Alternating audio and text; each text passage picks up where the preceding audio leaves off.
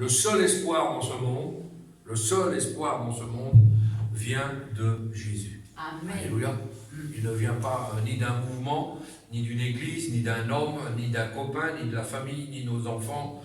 Le seul espoir qui vient dans ce monde, vient de Jésus-Christ. Et nous allons faire une première lecture ensemble qui se trouve dans le psaume 62, à partir du verset 6.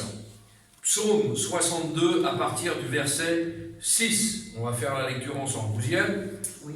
Psaume 62 à partir du verset 6. Merci Seigneur. Oui, c'est affirmatif. Oui, mon âme, confie-toi en Dieu, car de lui vient mon espérance. Oui, c'est lui qui est mon rocher et mon salut, ma haute retraite. Je ne chancellerai pas. Sur Dieu repose mon salut et ma gloire, le rocher de ma force. Mon refuge est en Dieu. En tout temps, peuple, confiez-vous en lui et répandez vos cœurs en sa présence. Dieu est notre refuge. Amen. Oui, vanité, les fils de l'homme. Mensonge, les fils de l'homme. Dans une balance, ils monteraient tous ensemble plus légers qu'un souffle. Ne vous confiez pas dans la violence et ne mettez pas un vain espoir dans la rapine. Quand les richesses s'accroissent, n'y attachez pas votre cœur. Dieu a parlé une fois, 2 fois. J'ai entendu ceci, c'est que la force est à Dieu. Amen. À toi aussi, Seigneur, la bonté, car tu rends à chacun selon ses œuvres. Amen. Amen. Seigneur, nous voulons te bénir, te rendre grâce, te dire merci pour la lecture de ce matin. Merci pour le message que tu as mis sur mon cœur, que nous puissions être bénis à travers ta parole, parce que ta parole est déjà bénie, elle percute les vies, elle change les cœurs, elle transforme les vies. C'est elle et non pas un homme, mais c'est à l'aide du Saint-Esprit que ta parole rentre dans les cœurs, et c'est le Saint-Esprit qui convainc de péché, de jugement, de justice ce matin. Ce n'est pas un orateur quelconque, mais c'est Dieu qui parle au cœur et aux vies. Et ce matin, des décisions vont être prises à travers ce message. Merci Seigneur pour ta puissance, ton autorité, et merci pour les paroles que tu as mises sur mon cœur. Amen. Amen. Alors oui Seigneur, nous voyons qu'en ces temps de la fin, nous sommes dans les temps de la fin, et aujourd'hui les choses s'accélèrent, on regarde la télévision, on n'est pas insensé aux informations qui nous entourent, et nous voyons que tout part à volo. La guerre reprend de notre côté, la guerre reprend ceci, les uns se montrent contre les autres, et aujourd'hui nous voyons vraiment que nous sommes dans la dernière ligne droite, et le seul espoir, que ce soit pour des petits bobos spirituels ou des grands bobos, que ce soit pour nos grands problèmes quotidiens, nos petits problèmes à chacun, le seul espoir vient de Jésus-Christ, non pas d'un autre. Jésus-Christ, donc, espoir du monde. Amen. Alléluia. Amen. Dans l'Église de Dieu, nous élevons nos voix avec assurance, sans aucune incertitude. Nous élevons nos voix et nous disons Jésus-Christ est le seul espoir du monde ce matin. Sans lui, il n'y a pas de salut.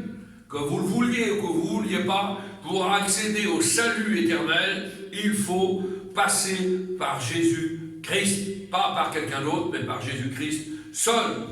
Car, il est le seul qui peut sauver ce matin. Et il est le seul aussi qui peut délivrer ce matin. Amen. La Bible dit que l'homme ne sépare pas ce que Dieu a uni. Alors, il y en a qui disent ce que Dieu a uni. C'est-à-dire 2 personnes. Mais le ce aussi est CE. C'est-à-dire que tout ce que Dieu a uni, dans tous les domaines, Dieu ne les sépare pas. L'homme n'arrivera jamais à séparer ce que Dieu a uni. Quand Dieu unit l'homme, l'homme veut souvent enlever ses mains pour ne pas séparer, diviser ce que Dieu lui-même a uni. Si nous voulions séparer dans l'humanité, c'est déjà fait, et vous allez voir, ces exemples sont très simples. Toujours l'homme a voulu séparer, diviser l'humanité. Pas en 3 groupes, pas en 4 groupes, pas en 5 groupes, mais seulement en 2 groupes. C'est toujours comme ça. Nous aurions plusieurs suggestions si nous pouvions séparer les choses. On aura tous dans nos cœurs des suggestions. Certains diraient, on va mettre par exemple d'un côté ceux qui sont instruits, Et de l'autre côté, ceux qui ne sont pas instruits, qui n'ont aucun diplôme. On pourrait le faire. On pourrait le faire. On pourrait aussi séparer les jeunes d'un côté et les vieux de l'autre côté. On pourrait encore dire on va diviser les hommes de la terre par rapport aux richesses. Les riches d'un côté et les pauvres de l'autre côté. Hein, c'est déjà fait. Ceux qui n'ont rien, on pourrait encore diviser l'humanité en une autre catégorie. Tous les malades d'un côté et tous ceux qui sont en bonne santé de l'autre côté. On pourrait le faire. Mais devant nous ce matin, nous avons le seul et l'unique qui est capable de séparer et qui a l'autorité pour diviser. Et son nom est Jésus-Christ. Devant nous, ce matin, il faut nous rappeler de cette scène horrible. Elle est puante. Hein. C'est une colline à l'extérieur des murs de Jérusalem. Et cette colline s'appelle Golgotha. Le calvaire, on l'a chanté tout à l'heure. Il y a 3 croix qui sont là. 3 croix qui sont là.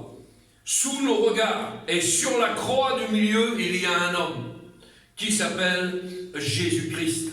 Il est cloué avec des clous de fer. Et lorsque le soldat romain par terre, il y a quelques instants, avec son marteau, a entré les clous de fer dans ses mains et dans ses pieds, le sang a giclé. Le bois est rugueux, il n'est pas lisse. Hein. Le bois de la croix, ce n'est pas un bois qui est préparé. C'est un bois rugueux, pas lisse. Et là, il y a un criminel qui est cloué d'un côté et un autre criminel qui est cloué de l'autre côté de Jésus. Et Jésus est au milieu. Et Jésus seul a la prérogative de diviser l'humanité. Symbolisé par ces 2 hommes, l'un à sa droite et l'autre à sa gauche. Jésus, ce matin, est le grand diviseur, le grand séparateur entre un criminel qui a accepté Jésus-Christ comme son sauveur personnel et l'autre qui l'a rejeté. Allez-vous rejeter Jésus-Christ? Bonne question. Ou allez-vous le recevoir, l'accepter, le servir, vous soumettre, plier votre genou devant lui? Un criminel est mort à Golgotha dans ses péchés. Et il a été séparé de Dieu. Pas seulement dans cette vie-ci, mais pour toute l'éternité. Et il est descendu aux abîmes, l'enfer éternel. Là où il y a les cris, là où il y a la peur, là où il y a les démons qui ricanent dans votre dos pour l'éternité. L'autre criminel est mort lui aussi, mais il est mort à son péché. Je répète, il est mort à son péché. Il n'est pas mort dans son péché comme l'autre. Il a accepté le salut de Jésus-Christ. Il s'est tourné vers Jésus et il a dit « Souviens-toi de moi quand tu entreras dans ton règne. » Il a parlé de règne. Quelle merveille! Il a cru que l'homme du milieu était un grand roi qui possédait un grand royaume. Quelle foi! Quelle foi il faut avoir pour dire ça! C'est aussi grand que les mages qui sont venus apporter des cadeaux à l'enfant Jésus. Quelle foi! C'est aussi grand qu'Abraham offrant son fils Isaac sur la montagne de Morija. Quelle foi! Souviens-toi de moi quand tu entreras dans ton règne. Et ce criminel a entendu ces paroles de Jésus, paroles accueillantes. Aujourd'hui, tu seras avec moi dans le paradis. Amen. Aujourd'hui, pas dans 1000 ans, aujourd'hui même. Aujourd'hui même, tu seras avec moi. Si tu avais un accident aujourd'hui sur l'autoroute et que, paf, dans l'accident, eh bien tu meurs, hein, où vas-tu? Où vais-je aller? Bonne question. Où? Cet autre criminel qui a cru à Jésus a compris. Qu'est-ce qu'il a compris? Il a compris que Jésus-Christ est le seul espoir du monde. Le seul, n'a pas d'autre. Pas d'autre espoir. Notre monde est en train de pénétrer dans une période terrible, appelée la fin des temps. Il y aura des morts plus que vous n'avez jamais entendu parler auparavant. Et je ne suis pas prophète. Le seul espoir, donc, ce matin, c'est Jésus-Christ. Amen. En pensant à la scène du calvaire, on voit clairement le plus grand besoin du monde. Un larron, un criminel, un voleur est mort. Il a rejeté le salut de Dieu et il est mort sans espoir. Sans espoir. dans cette vie ici et aussi dans la vie à venir. Jésus est le grand diviseur. Où te places-tu aujourd'hui? Où te places-tu? Dans les souliers de quel brigand? De quel voleur? Parce que nous sommes tous des pécheurs, nous sommes tous des brigands, nous sommes tous des voleurs, nous sommes tous des menteurs. Pourquoi je dis ça? Les 10 commandements sont là. Tu ne mentiras pas, tu ne voleras pas, tu honoreras ton père et ta mère, tu ne convoiteras pas la femme de ton voisin, tu ne convoiteras pas la voiture de ton voisin, tu ne convoiteras pas la maison de ton voisin, etc., etc. C'est à l'infini et ainsi de suite. Et nous avons tous, avant de rencontrer le Seigneur, brisé les commandements de Dieu. Tous. Nous avons tous brisé ces commandements. C'est nous les gangsters, les bandits, les menteurs, à différents niveaux. Mais nous sommes tous dans le même panier de crabes, des pécheurs. Se pourrait-il que l'homme du milieu soit mort pour moi? Se pourrait-il ce matin que l'homme du milieu, qui est dans le milieu de la croix, soit mort pour moi? Ah oui! Ah oui! Père, pardonne-leur, car ils ne savent pas ce qu'ils font. Ce sont des ignorants, et nous-mêmes, nous vivions auparavant dans l'ignorance. Mais Jésus, sa prière, va-t-elle avoir une réponse? Oui! Jésus, sa prière a une réponse. Est-ce que le Père va répondre à la prière de son Fils? Oh oui! Père, pardonne-leur. Père, pardonne-leur. Aujourd'hui, on peut être pardonné, sauvé, savoir où nous allons. Ce n'est pas une histoire de religion, hein. Alors je mets tout le monde dans le même panier, comme ça tout le monde est OK. Hein. Les religions aujourd'hui, que ce soit les pentecôtistes, les baptistes, les anabaptistes, les témoins de Jéhovah, les catholiques, les musulmans, les bouddhistes, non et non. Comment ça, non et non? Non. Tout ça nous mènera, si on reste dans des lignées bien précises, tout ça nous mènera en enfer. Je suis fort là ce matin. Je suis dur. Et tout ça nous mènera en enfer. Ce que nous voulons ce matin, c'est avoir une relation avec le Sauveur. Amen. Et c'est une relation avec le Sauveur dont nous avons besoin. Pas d'autre chose. Pas de dogme humain, pas d'église toute faite, programmée. Si vous êtes en intimité avec Christ, alors vous avez une relation avec le Père. Et puisque vous avez une relation avec le Père, le ciel est ouvert pour vous. Mais si vous rentrez dans des règlements, hein, alors que ça soit doctrinaux ou pas doctrinaux, parce qu'il y a des choses qui sont graves hein, dans tout ce qui est évangélique aujourd'hui, eh bien tout ça, c'est pas ça ce qu'il faut. Ce qu'il faut, c'est avoir une relation personnelle, intime, individuelle avec Christ. Le message, il est bon, le message, il est réel. Il nous parle d'un sauveur. Et que fait un sauveur? Il sauve. Amen. Amen. Jésus-Christ sauveur, un sauveur, il est là pour sauver. Si vous avez un sauveteur quelque part, ça vous est déjà peut-être arrivé, un sauveteur quelque part, il y a le feu dans la maison, un pompier est là, et bien il est là pour te sauver si la maison brûle. Il n'est pas là pour te laisser brûler, vous comprenez? Eh bien ils ne veulent pas que tu périsses dans les flammes. Les pompiers sont là pour ça. Et Jésus est venu aussi comme un sauveteur. Il est venu comme un pompier pour éteindre les flammes de l'enfer qui étaient là déjà autour de toi. Jésus lui-même a dit, lorsque le Fils de l'homme viendra dans sa gloire, avec tous les anges, il s'assiera sur le trône de sa gloire, toutes les nations seront assemblées devant lui. Et il est dit qu'il séparera les uns d'avec les autres, comme le berger sépare les brebis d'avec les boucs. Es-tu un bouc ou une brebis ce matin? J'ai eu l'occasion d'apporter ça. Hein. Mouton du monde ou brebis du Seigneur? C'est important ça. Hein. Soit vous êtes des moutons du monde et vous suivez le monde, vous savez, comme des moutons de panurge. Et j'ai expliqué ce que c'était un mouton de panurge dans la prédication. Mouton de panurge, c'est pas une légende, c'est une histoire vraie. Hein. Le berger s'appelait Panurge. Et en fait, ils étaient jaloux entre bergers, il y avait une concurrence, et un des bergers a pris un mouton dans le troupeau de son ennemi, il l'a mis dans la barque, et il a reculé sur l'eau, et il a jeté le mouton dans l'eau. Et au bêlement du mouton, les autres moutons de son troupeau l'ont suivi bêtement, et ils se sont tous noyés. Le troupeau des moutons a été anéanti, Et beaucoup trop de gens aujourd'hui suivent le monde comme des moutons de panure. Ce n'est pas la loi du plus grand nombre qui te sauvera. C'est ta relation intime avec le Seigneur. Amen. Beaucoup trop de gens suivent un mouvement, une religion, une direction. Mais c'est des directions d'hommes. Suis Jésus ce matin. Et Jésus seul, même si tu es tout seul, mais que tu as Jésus avec toi, tu es champion du monde. Mais si tu suis à un plus grand nombre, la Bible parle de largeur de chemin. Quand la Bible parle de largeur de chemin, elle dit large et spacieuse est la route qui mène à la perdition. Mais petit et sinueux est le chemin qui mène à la vie éternelle. Ça veut dire ce que ça veut dire. C'est-à-dire que tout ce grand nombre-là ne pourra pas passer sur ce petit chemin-là. De Genèse à Apocalypse, vous avez toujours petit troupeau, petit troupeau, petit troupeau, beaucoup d'appelés, peu d'élus.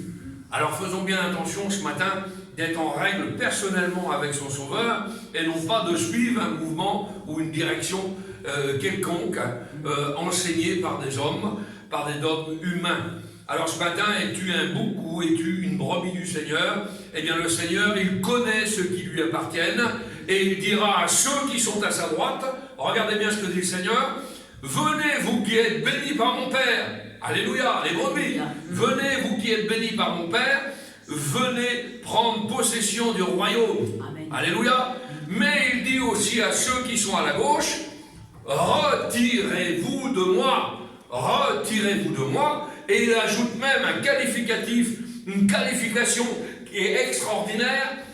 Retirez-vous de moi, maudit. La Bible dit maudit. Jésus parle au bouc.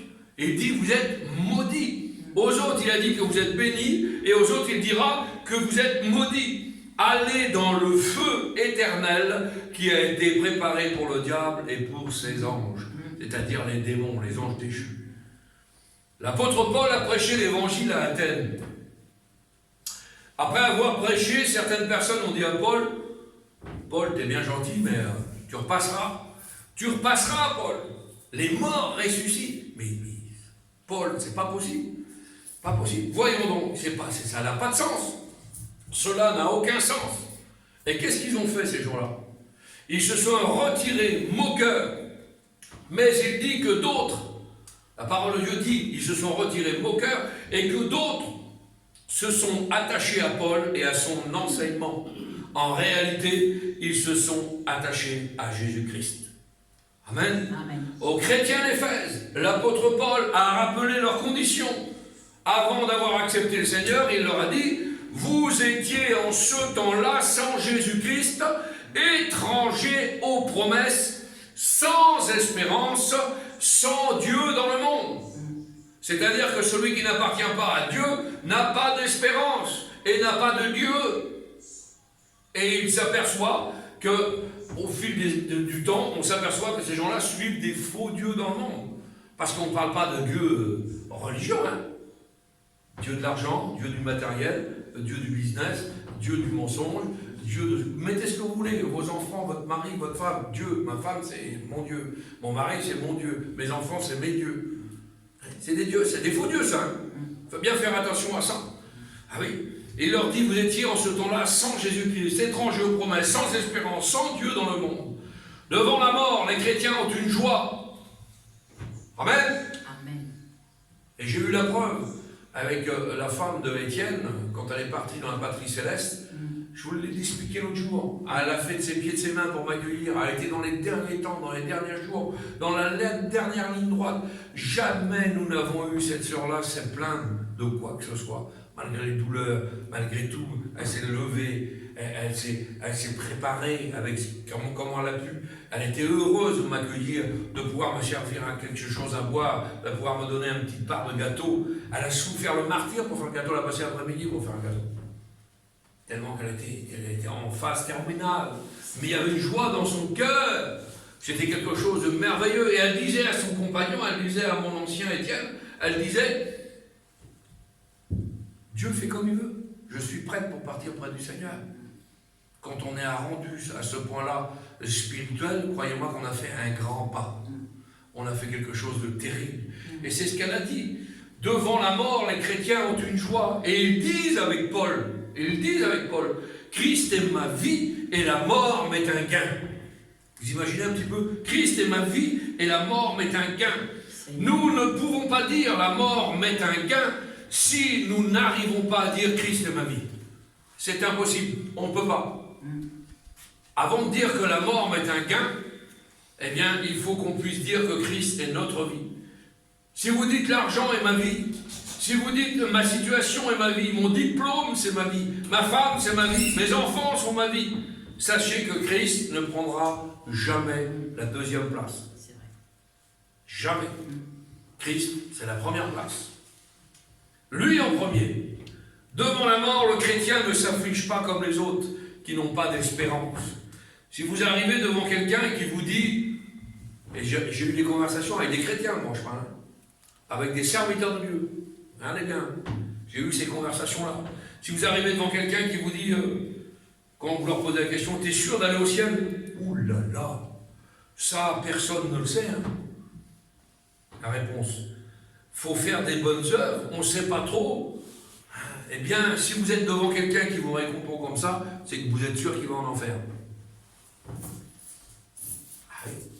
Un chrétien vrai, dans son cœur, qui est sûr, il a une assurance. Hein. Ça, c'est sûr, c'est une certitude dans son cœur. Le chrétien le sait, il sait qu'il est passé de la mort à la vie, des ténèbres à la lumière. Auparavant, nous étions sans espérance. Quand la Bible parle d'espoir, quand la Bible parle d'espérance, ce n'est pas comme les Normands, hein. Vous avez vu les Normands? Peut-être bien que oui, peut-être bien que non. Pas ça l'espérance du chrétien. Bah peut-être que si, peut-être que non. Il y en a trop qui répondent, bah on verra. Ah tu verras, ah bah ça va être tout eu. Déjà quand tu dis le mot tu verras, ça veut dire que tu as déjà analysé ta situation à toi et que tu estimes déjà dans ton cœur que tu n'es pas prêt pour le ciel. Ça c'est le doute. C'est pas comme ça, non? Non, non, non, non. Non, et non, et non. C'est du réel. Les promesses de Dieu sont oui. Nous avons lu le psaume 62, et vous l'avez marqué, hein, vous pourrez reprendre la lecture chez vous. Oui, mon âme. Oui, et oui. C'est une affirmation, ça. C'est affirmatif.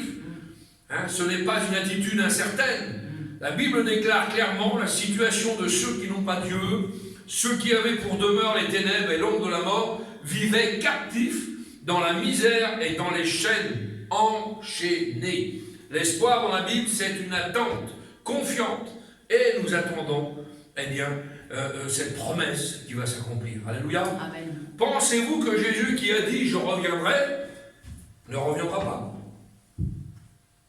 C'est pas un homme, hein? Ouais, mais je repasserai te voir. Mais vous attendez 6 ans, il n'est jamais revenu. Je t'amènerai ça, je ferai comme ça. Là, oui, il n'a pas de problème. Mais Jésus-Christ dit dans la Bible, je reviendrai, ça veut dire, il reviendra. C'est une certitude, c'est une affirmation. Un Dieu n'est pas menteur, nous n'avons pas un Dieu menteur. Satan ment. La Bible dit que c'est le prince du mensonge, le roi du mensonge. Il détourne la vérité, il détourne les choses. Dans le monde où nous vivons, beaucoup de promesses, même pour ceux qui nous gouvernent. On va réduire le chômage, on va enlever la précarité. Quand, par exemple, notre président a été élu, il a dit à la fin de la première année, je me rappellerai de ça, moi, la fin de la première année de mon mandat, plus d'SDF dans les rues. Promesse de campagne. Il n'y en a jamais tant eu. Pourquoi? Parce que parallèlement, on met les gens dans la misère avec des choses, des usines ferment. Vous avez vu encore les grandes usines françaises qui ferment. On délocalise, on fait tout ce qu'on veut, on ne fait pas de politique, mais on est obligé de le voir. Et c'est pour ça que jeudi, quand j'ai été invité, il y a des gens qui disent, engagés, des pasteurs hein, qui disent à leur église. Et là, j'étais en contradiction avec eux, obligé.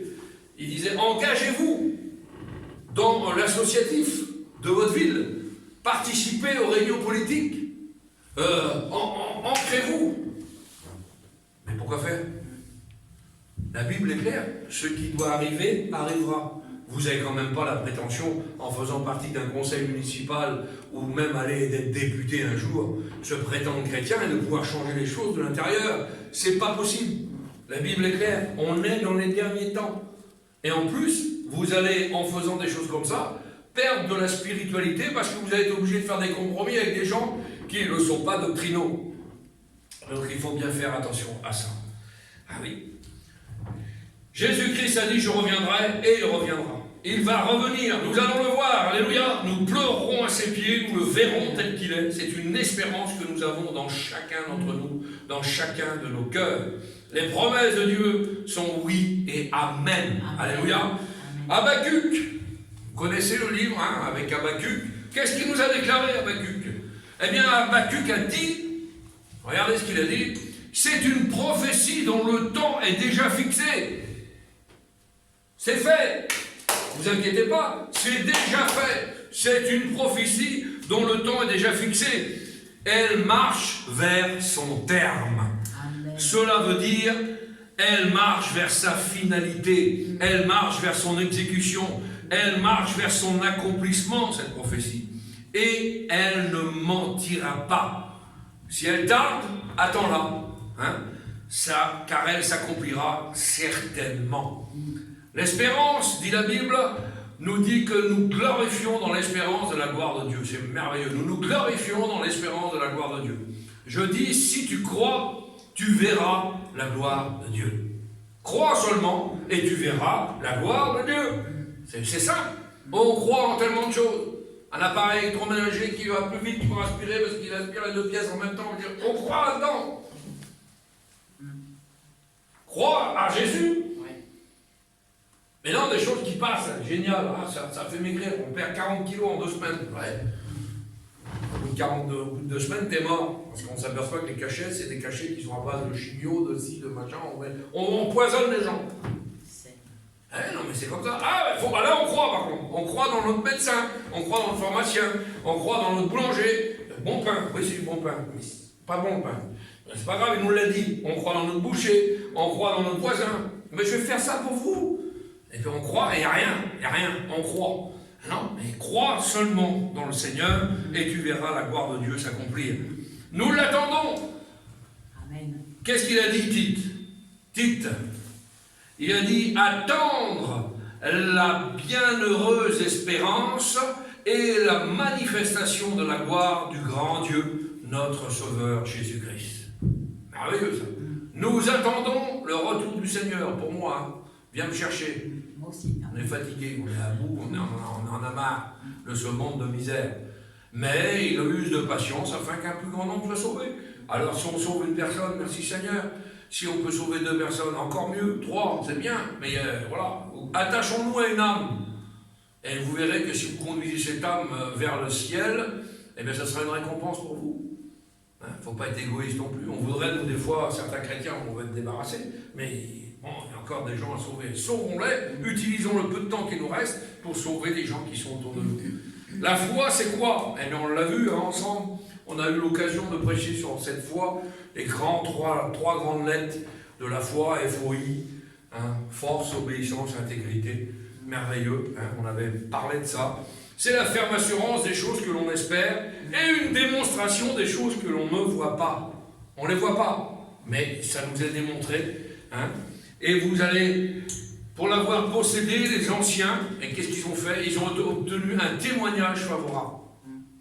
L'espérance, c'est le soutien du malheureux. Est-ce que vous savez pourquoi? C'est fabuleux quelqu'un qui espère en quelque chose.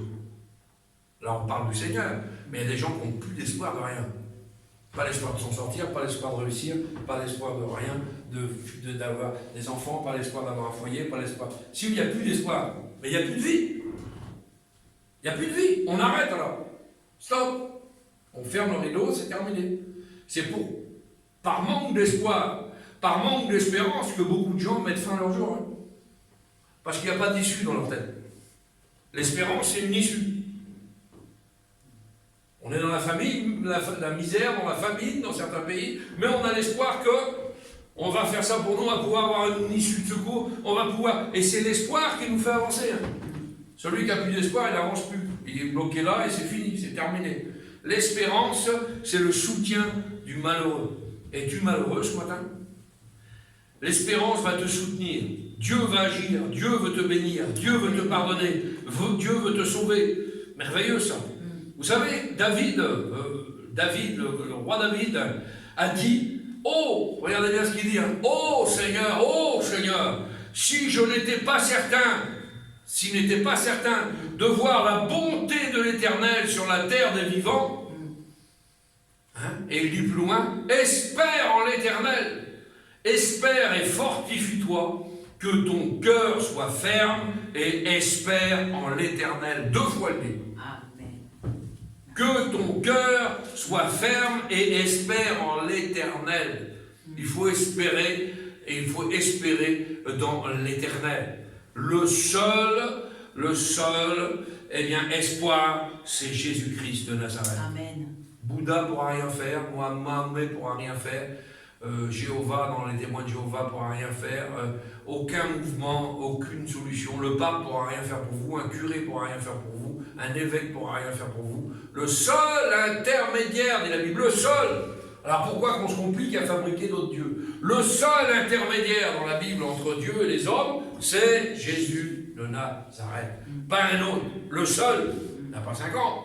Alors on s'est fabriqué autre chose, quoi. On cherche. Le thérapeute, le thérapeute il est fort. Il va vous emmener au ciel, le thérapeute. Le psychiatre, il va vous emmener au ciel aussi. Le docteur, je ne suis pas bien, docteur, je ne suis pas bien, il faudrait me donner ça. Rien. On a espoir en ça. Moi, ce qui m'intéresse ce matin, c'est ni l'ordonnance, ni la pharmacie, ni les médicaments, c'est la guérison. Amen. Alléluia. Amen. Et le seul qui est capable d'apporter la guérison dans un cœur, dans une âme, dans une vie, il s'appelle Jésus de Nazareth. Avant que les chrétiens d'Éphèse viennent à Jésus-Christ, ils n'avaient absolument aucune espérance. Aucune espérance. Maintenant, nous pouvons dire, nous savons, parce que nous l'avons expérimenté.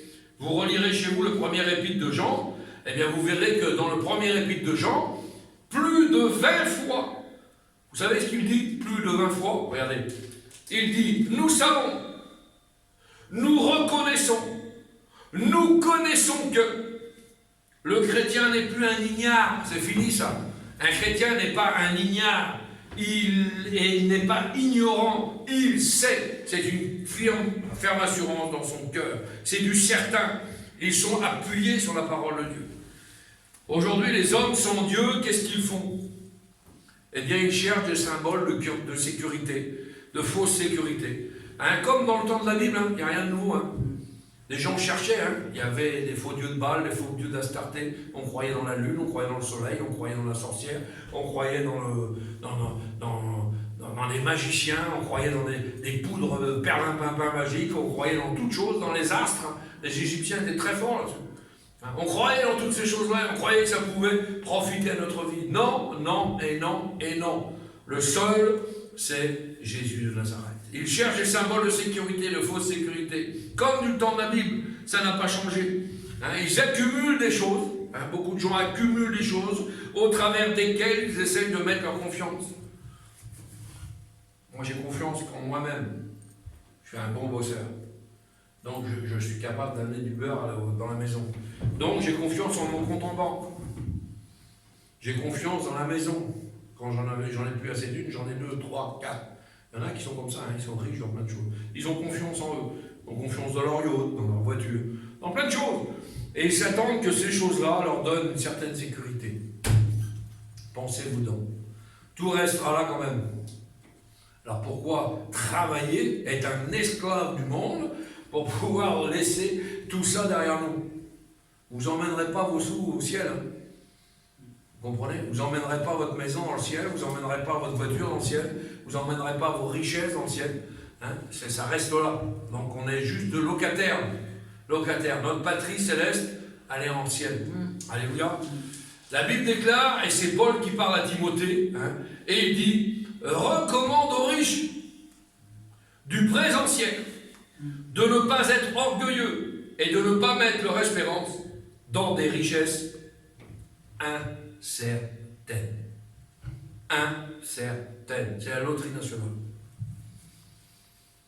On a connu des gens qui étaient très riches, puis du jour au lendemain, c'est la roulette, il n'y a plus rien. Et inversement, mais c'est comme ça. Le monde donne d'une main, dit la Bible, et il reprend de l'autre main. Vous comprenez ça? Donc c'est quelque chose d'exceptionnel. Le monde, eh bien, se nourrit du monde. Si vous nourrissez le monde, il va reprendre, ne vous inquiétez pas. Donc un jour on peut être là, et puis le lendemain on peut être là. Vous comprenez ça? Ça c'est le monde. Mais spirituellement, même si tu es là, chaque jour tu vas progresser. Et de toute façon, ton but final c'est le ciel. Et quand tu seras dans le ciel, tu seras riche. Ah oui, parce que les maisons qui nous attendent dans le ciel, c'est quelque chose. Hein. C'est pas les petites cabanes de bois ou les appartements qu'on a ici. Hein. Vous comprenez ça? Ça on s'en fout. On s'en fout complètement. On est locataire, on passe. D'accord? On subit le monde, on est dans le monde, mais nous ne faisons plus partie du monde. Alléluia. Ne pas mettre leur espérance dans des richesses incertaines. C'est très incertain. Mais nous, les chrétiens, eh bien, ce matin, nous avons une espérance dans le ciel. Alléluia. Une belle ville de gloire qui nous attend. La nouvelle Jérusalem. Alléluia. On va se régaler. Hein? Alors, les témoins de Jéhovah disent que le paradis sur terre. Vous voyez un petit peu toute la différence. Si le paradis sur terre, alors là, vous voyez bien que ça ne correspond pas du tout à la doctrine biblique. La Bible dit qu'il est parti nous préparer une place. Des nouveaux lieux, une nouvelle ville, une nouvelle maison. Hein? C'est marrant des fois de parler avec eux avec leur propre Bible et de les confondre. Hein, l'autre jour, j'aurais demandé d'un air à mon cœur, j'aurais dit donc je ne comprends pas l'enlèvement de l'église, expliquez-moi un petit peu comme ci, comme ça. Elle dit on va être enlevé, mais on va être ramené. Ah bon? J'ai dit donc Jésus, c'est le patron de chez Otis. Les ascenseurs, vous voyez? On monte, on descend, il faudrait savoir ce qu'on veut. Non, la Bible est claire. On sera enlevé.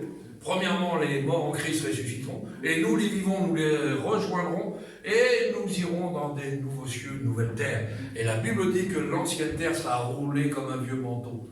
Elle sera anéantie. Et la terre, eh bien, ça sera pour Satan et ses démons. Vous voulez rester là? Moi, pas moi. Hein.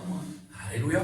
Donc, eh bien, faisons bien attention à ça, hein, aux fausses doctrines, aux fausses choses. Et puis, j'aimerais qu'on puisse relire ce psaume pour terminer à partir du verset 6, ce psaume 62, verset 6. Oh oui, mon âme, confie-toi en Dieu, car de lui vient mon espérance, de lui, pas de quelqu'un d'autre.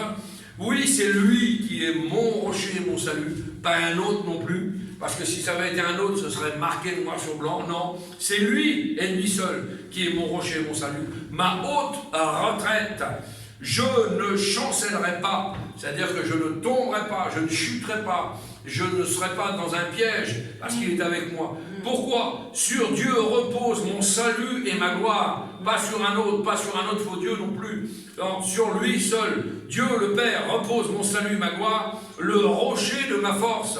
Si vous êtes fatigué, vous pouvez vous appuyer sur le rocher qui est là et va nous redonner de la force. Le rocher de ma force, mon refuge est en Dieu. Il redit encore, en tout temps, qu'il pleuve, qu'il neige, dans toutes les saisons, dans tout temps, eh bien, il est là, à côté de nous.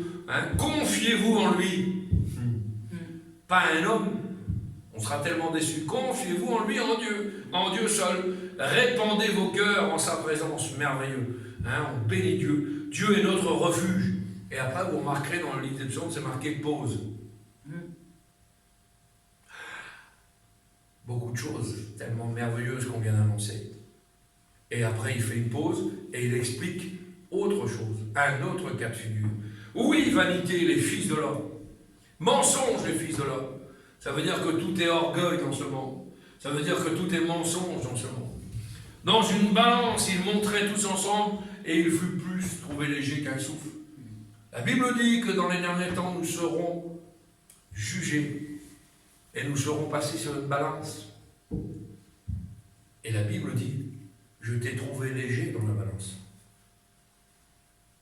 Malheur à celui qui est trouvé léger dans la balance de Dieu.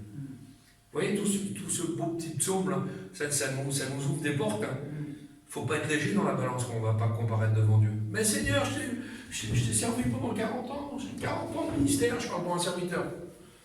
J'ai 40 ans de ministère, 30 ans de ministère, ouais. Arrière de moi. Je t'ai trouvé léger dans la balance. Enfant d'iniquité. Je ne t'ai jamais connu. C'est pas, j'ai même pas eu un œil sur toi. Je ne t'ai jamais connu. Pour moi, tu n'es même pas converti, tu n'as jamais rien fait de bon pour le Seigneur. Imaginez 40 ans de balayer comme ça, parce qu'on n'était pas la gloire de Dieu. Alors il faut se repentir devant Dieu. Ah oui. Ne vous confiez pas dans la violence. Ça veut dire ce que ça veut dire. Toutes les choses, les conflits, les problèmes, il faut les fuir. Hein? Ne vous mettez pas un vain espoir dans la rapine. Ça, c'est pour ceux qui vivent du vol. Le monde, aujourd'hui, nous vole. L'État nous vole, tout nous vole, mais c'est pas grave. Il ne faut pas mettre notre confiance dans ces choses-là. Il ne faut pas qu'on tombe à leurs pieds pour faire la même chose, dans le même état d'esprit, non, hein? Quand les richesses s'accroissent, n'y attachez pas votre cœur. C'est bien précis, ça veut dire que si t'es barvalo, en romanesque, hein, t'es riche, milliardaire, n'attache pas ton cœur aux richesses. Vous comprenez ça? N'attache pas à ces richesses-là, parce que c'est éphémère. Les richesses, je vous le dis, hein, plein de sous, du jour au lendemain. Et puis vous avez vu, hein, moi j'ai eu les sous dans les mains quand j'étais pas chrétien, et puis on le disait, il y avait un proverbe dans le monde qui disait « Bien mal acquis ne profite jamais ». Vous vous rappelez de ce proverbe-là?